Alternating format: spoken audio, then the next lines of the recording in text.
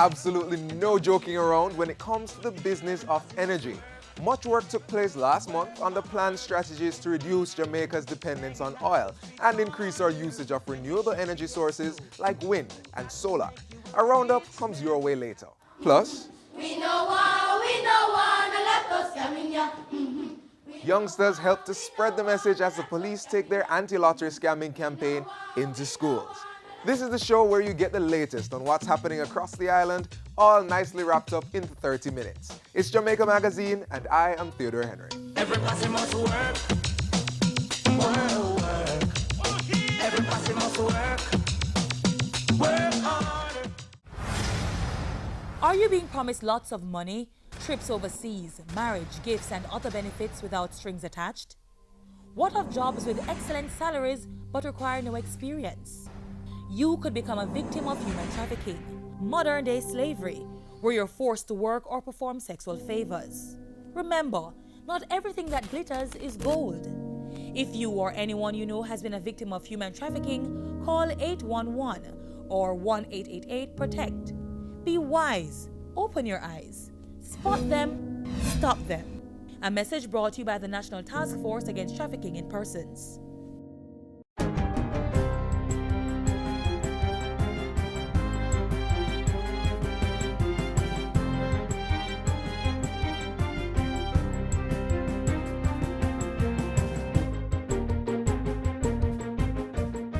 Good day, I'm Andrea Chisholm, and this is your JIS News for Thursday, February 12. Jamaica continues to benefit from its vibrant diaspora as remittances for 2014 have increased by 4.8% over the corresponding period in 2013. Foreign Affairs and Foreign Trade Minister Senator A.J. Nicholson made that disclosure to members of the diplomatic corps on Tuesday.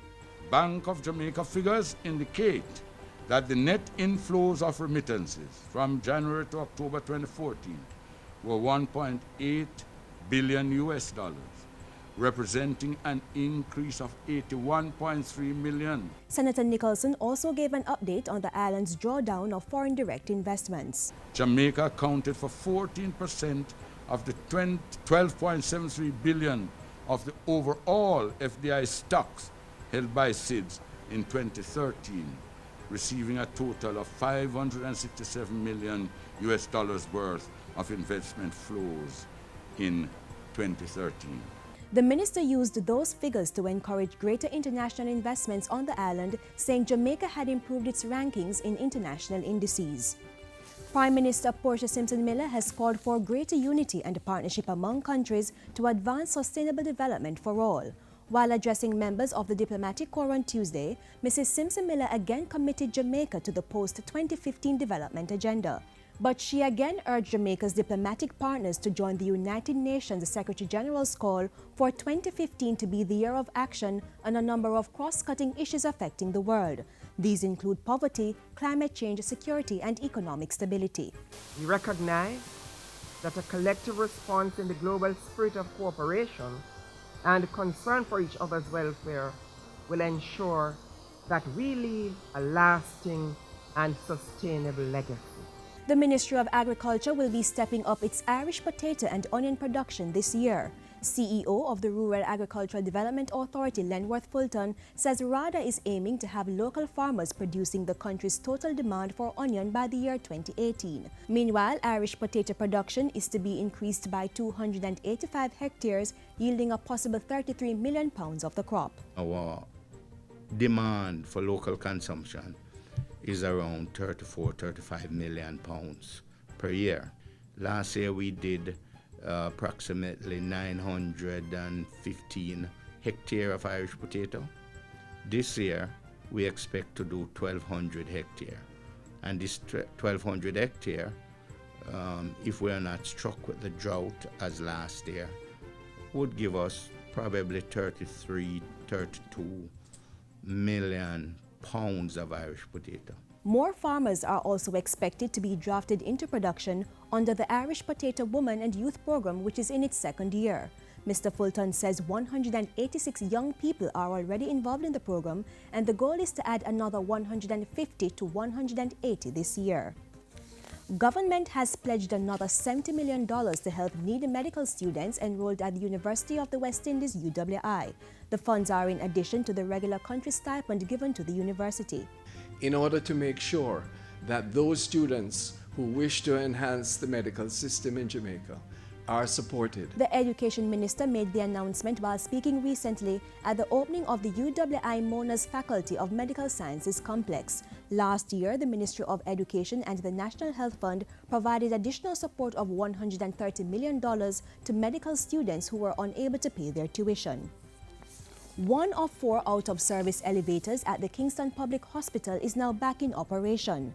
The 4 elevators were down for some time and severely hampered surgeries at the hospital. But Health Minister Dr. Fenton Ferguson says Elevator 4 is now working, while work continues to get the others up and running soon. The parts for Elevator 1 and 3 are now on premises, and our expectations is that within 2 months, Elevator 1 and 3 will be up and running, and we will almost be at full capacity. Elevator 2 in the new financial year, we'll be able to work on that one. Dr. Ferguson was speaking at the recent groundbreaking ceremony for the renovation of the Hagley Park Health Center. And finally, the Jamaican Copyright Licensing Agency JamCopy is partnering with the Jamaican Writers Society to further promote the creative industries through a literary awards program. JamCopy is providing $1.5 million to help stage the biennial Lignum Vitae Writing Awards in 2015. Industry State Minister Sharon Folks-Abrams says the event will highlight and celebrate Jamaican literature. The government of Jamaica is very focused on the creative industries. As some of you already know, the Prime Minister has a creative industries board and a commission that she's working on with many of the creative persons in our society. And we are in fact developing a policy. And what we want to do is make it an industry so that you can monetize your talent. Mrs. Folks-Abrams was speaking at the awards launch on Tuesday. The deadline for submitting entries is June 30, 2015, and the awards ceremony will be held in October. Participants will be vying to capture the Una Marston Award for Adult Literature, the Vic Reed Award for Young Adult Literature, or the Jean DaCosta Award for Children's Literature. And that's it for JIS News Today. I'm Andrea Chisholm. Thank you for watching.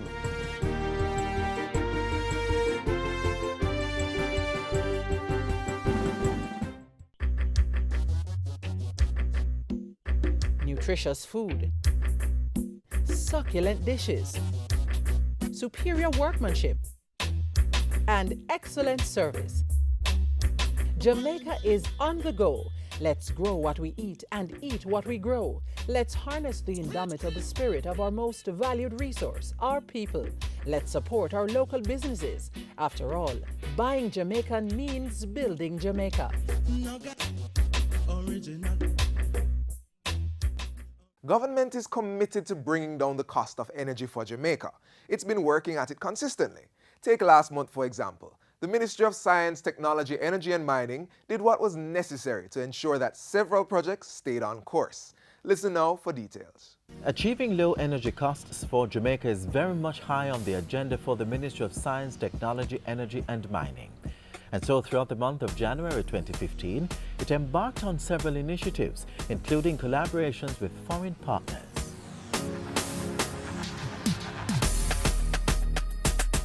In January 2015, government led the charge to achieve energy security and low energy costs, with projects to build out the national infrastructure and strengthen human capacity. Announcement was made on January 14 for the rollout of the 78-megawatt renewable energy project in February. The $196 billion project, which is expected to be completed by March 2016, will see 1 solar and 2 wind energy plants being constructed in Clarendon, St. Elizabeth and Manchester. Contracts are now in place, power purchase agreements have been signed, and licenses have been issued.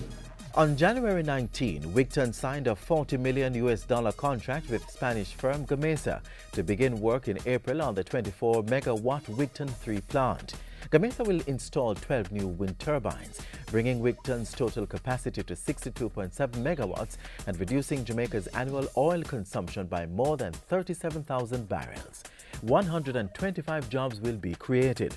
Meanwhile, announcement came on January 26 of a $90 million investment to develop the 34 megawatt wind plant by Blue Mountain Renewables LLC in Monroe, St. Elizabeth. The funds are being provided by the United States Overseas Private Investment Corporation (OPIC) and the U.S. State Department. That project is expected to get underway in June. Reducing Jamaica's dependence on fossil fuel by the increased use of renewable energy sources gained traction with other developments in January. Jamaica is even more resolute and committed to continue on this path of energy conservation and efficiency, energy diversification, to embrace the newer, cleaner fuels, and of course, fully take on board renewables. A memorandum of understanding was signed on January 21 to both promote clean energy and strengthen government's energy conservation and efficiency program. The agreement is with the United States government. Clean energy formalizes several of the activities our two governments are undertaking to break Jamaica's dependence on fossil fuels by furthering the renewable energy sector. Under the program, the U.S. government will provide technical assistance, training and support to build Jamaica's human resource capacity. The government of Jamaica, meanwhile, will provide the necessary access to data, personnel and information to facilitate the project. The agreements must be judged on their, not only on their material value alone, but their qualitative value and the tremendous contribution that they can make to the development of our human resources and the impact that they can have on our environment, an equally valuable resource. Both governments will also work at establishing the framework for clean energy development, integrating renewables into the national grid, and increasing private sector investment in clean energy. Government also tackled high prices at the pump in light of the reduction in global oil prices. Several calls were made for retailers to lower their prices, and the Petroleum Corporation of Jamaica (PCJ) hosted a forum on January 22 to explain its pricing mechanism. What we hope to achieve is to have a dialogue and to close that gap which exists, because we know a gap exists in terms of that understanding, and to bring you, in a sense, up to date as to how Petrojam works, how it decides on the pricing of its various products, and how that impacts you. One component of the governments of Jamaica and the United States Clean Energy Program is the expansion of broadband network in rural communities.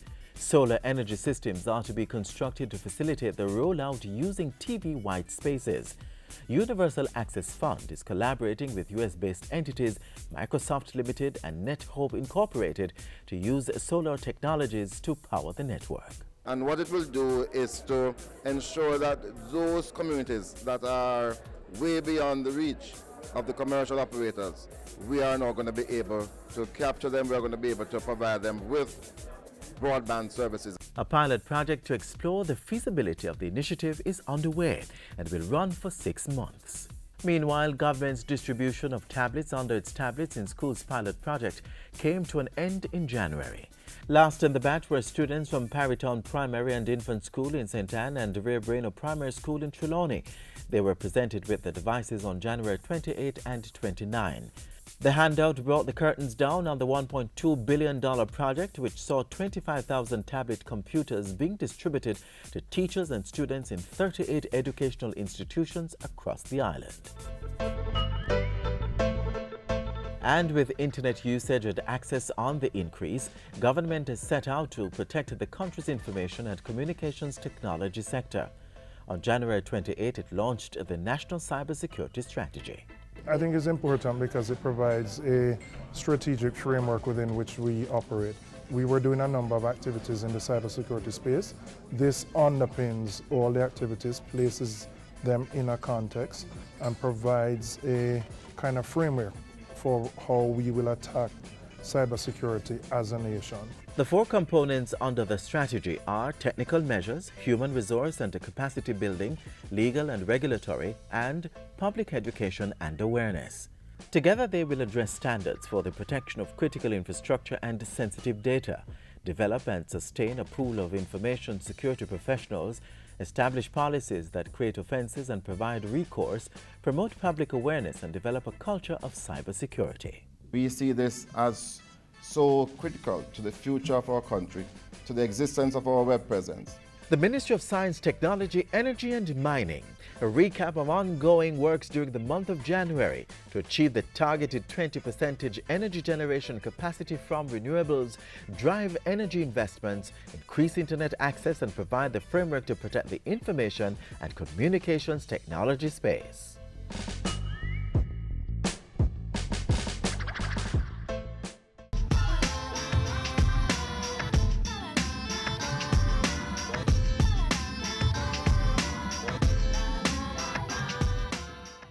I turn off the lights when I'm not using them. When I'm using the washing machine, I plug out the refrigerator.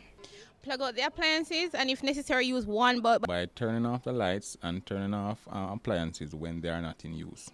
I plug out most of my stuff and I use my machine 1 time per week. You can unplug appliances when not in use and turn off lights when you're not in offices or at home or anywhere else. I walk around and I turn off all the lights.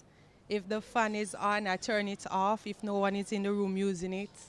And basically that is what I do. I turn off everything, the light. Sometimes plug out the phone charger. Everything we plug out.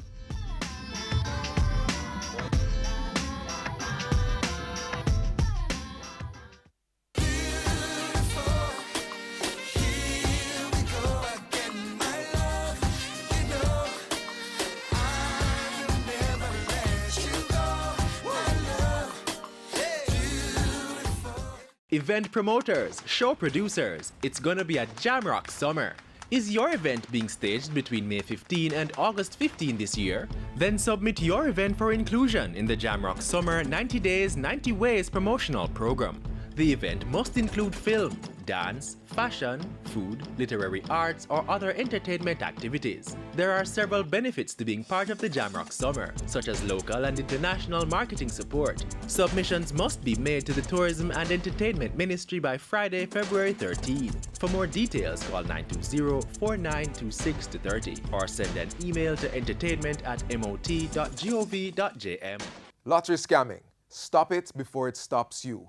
Don't start. That's the main message in a new lottery scamming prevention campaign being spearheaded by the major organized crime and anti-corruption agency, MOCA.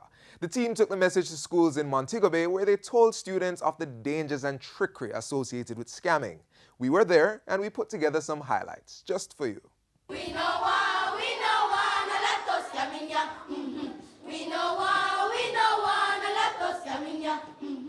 Wise up, you, myself, wise up, you. A scammer, you want me to turn? Me not take that to the world. Me not go use no digi, nor no line to commit no fraudulent crime. Wise up, you, myself, wise up, you. It's better to learn the maths so you can get a good grade on your GSAT. It's better to learn the communication task so it won't cause an alarm when someone you have to ask to fill out a simple form. So guess what? Everybody read this to me now. Lottery scamming. Stop it before it stops you. Don't start. This is really an intervention or an approach, a proactive approach that we are using to curb lottery scamming through social development. Because if we can get children to understand that lottery scamming is wrong and that it is a crime, right, then we will be starting a change.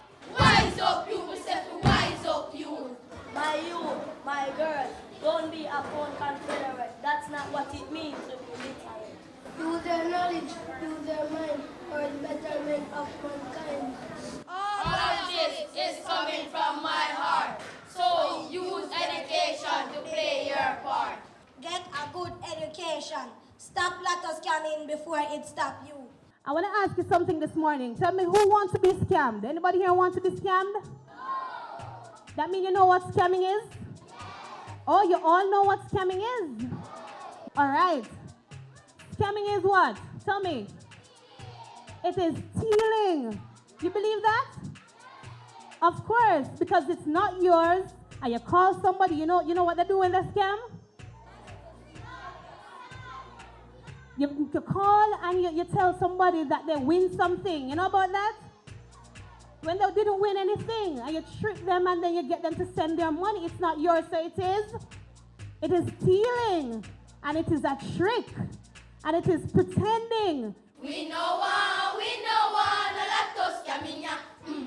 Learn up about and every little thing. Learn how to spell and they are reading. Pay attention when teacher teaching. Run go to school before the bell ring. We know one, a lot of scamming ya. We are going to be targeting also the high schools and the community colleges. And we are also going to be targeting the parent-teachers associations, the parent-teachers meeting, because we have to spread the message. Lottery scamming is wrong. It's a crime. How can we prevent scamming? By not tricking people. Oh, give it up for him. Give it up. Come on, give it up for him. Such a brilliant young man. We have one more question. I'm going to ask you to give a statement. If you should say something to the scammers in Montego Bay, what would you say? They should not scam because it will make them go to jail. I think it is the way forward, not only for our school community, but also for the nation. I believe that the MOCA team is doing a good job, and I would just like to encourage them to continue to go into more schools, as lottery scamming must be stopped, and it begins with the younger generation. We know one, a lot of scamming ya. If you want to be something that you see and who do him running, put on the phone, don't call for ring. When the law catch you, ding-a-ling-a-ling. Use up your hand and do the right thing. When result come, We know one, a lot of scamming ya. We know one, a lot of scamming ya. We know one, a lot of scamming ya. Government health centers and hospitals have an adequate supply of paracetamols like Panadol and Cetamol to treat the chikungunya virus. Paracetamol in the public health sector is free of cost. For more on chikungunya and the medication, call the Ministry of Health toll-free at 1-888-1-LOVE. That's 1-888-663-5683. Mondays to Fridays, 8:30 a.m. to 4:30 p.m. A message from the Ministry of Health. Today's show has been all about solutions. Earlier we told you about some projects that will help to solve some of our energy problems. Then we shared measures to discourage young people from getting caught up in illegal lottery scamming. Now we're going to shift focus to solutions in another very important sector. Watch now as we look at what's being done to train farmers to solve a costly problem. Empowering farmers through training so they can take decisive action and become part of the solution process to issues affecting agriculture. The Ministry of Agriculture and Fisheries has been working towards this objective through strategic partnerships. And the results? Growing success in critical areas, such as the crucial fight against the dreaded beet armyworm.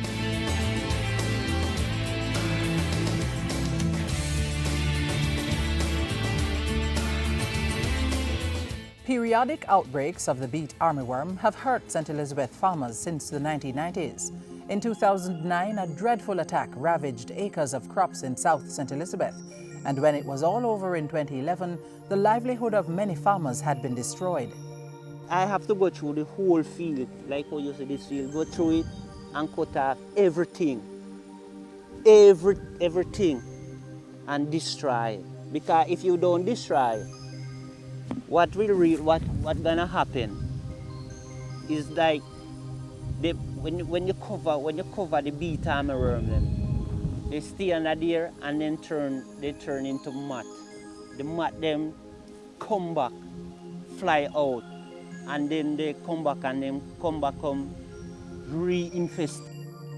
More active in warm climate, the beet armyworm feeds on the leaves and can strip the plants. They also attack buds and new growth on plants, which prevent flowers from opening, new leaves from sprouting, and vegetables from developing.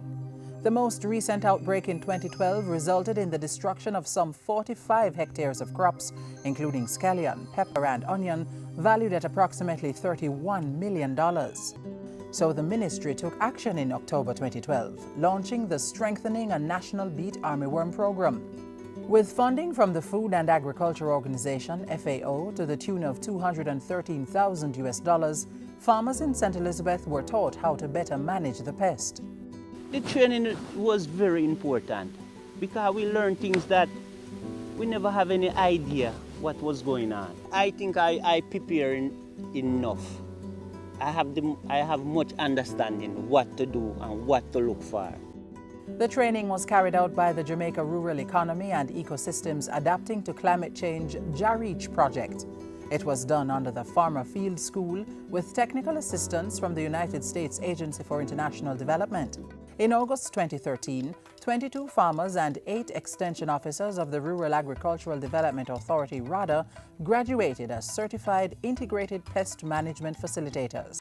They, along with other trained colleagues, will now go on to train over 150 farmers across Jamaica.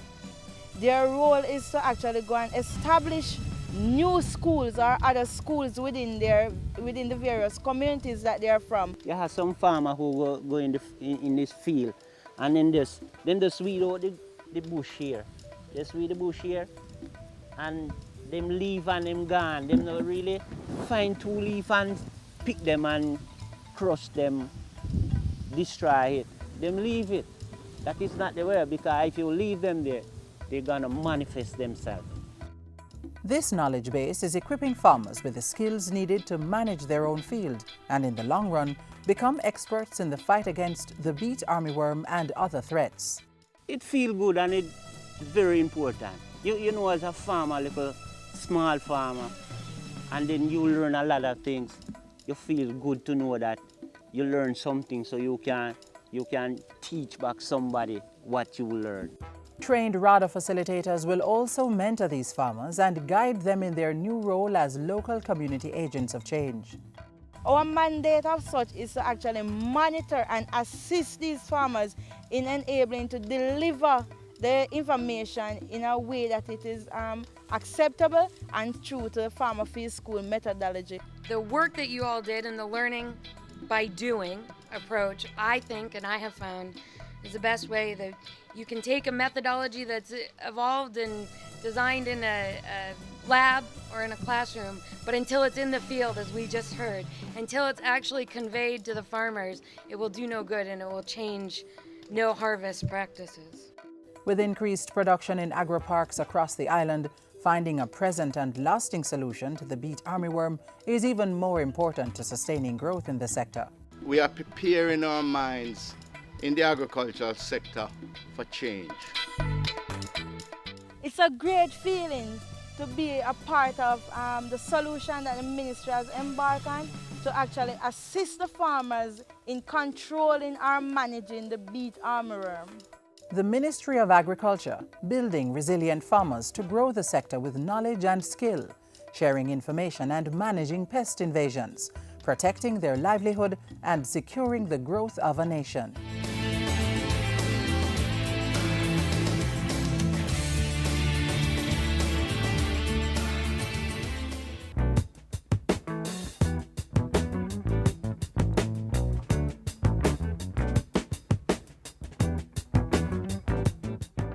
That music and the credits mean our show has come to an end. But don't worry, another broadcast comes your way tomorrow, same time, same station. Until then, keep the link. Stay connected via our website, jis.gov.jm. We welcome your feedback, so keep sending your comments to Jamaica Magazine at jis.gov.jm or via tweet at JIS News. On behalf of the production crew, I'm Theodore Henry. Have a pleasant evening.